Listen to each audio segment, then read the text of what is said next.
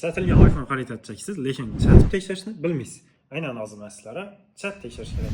Tushuntiramiz. Birinchi navbatda telefonni korobkasi bilan imekasini solishtiramiz. Qaranglar. Misol uchun, aynan ushbu telefonimizni imekasi ushbu korobkadagi imeyi bilan hammasi bir xil bo'lishi kerak. Bir xil bo'lgandan keyin nisbatasizlar. Telefonni birinchi navbatda tonirovka laminat turibdi ko'rishingiz mumkin.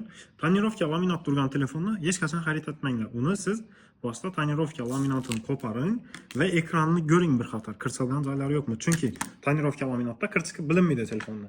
Ikkinchi navbatda atadigan ishingiz ekranni ochganingiz bilan Truton funksiyasi bormi telefonda? Truton bo'lsa, ya'ni ekranni ochilgan bo'ladi. Ikkinchi navbatda nastroykaga kirib, Face ID'si ishlaydimi yo'qmi, shuni bir qator tekshiring.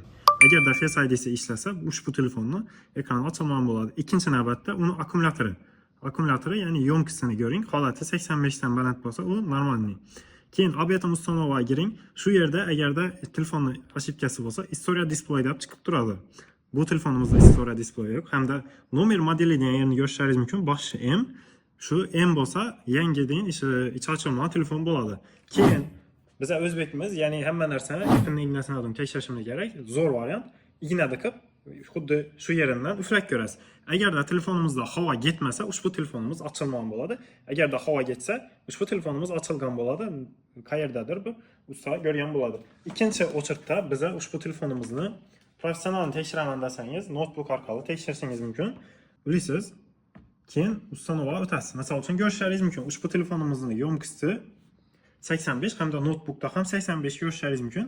Notebookda qachon olingan, necha marta zarar taqilgan hammasini ko'rsatib beradi va eng kerakli joyi bu yerda отчет degan yeri bo'ladi. Отчет degan yerida ko'rishingiz mumkin. Hamma narsasi normal.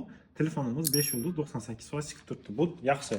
Agarda ushbu videoyimiz sizlarga yoqqan bo'lsa, albatta obuna bo'ling va telefonlar haqida ko'proq ma'lumot olish uchun bizlarga obuna bo'ling.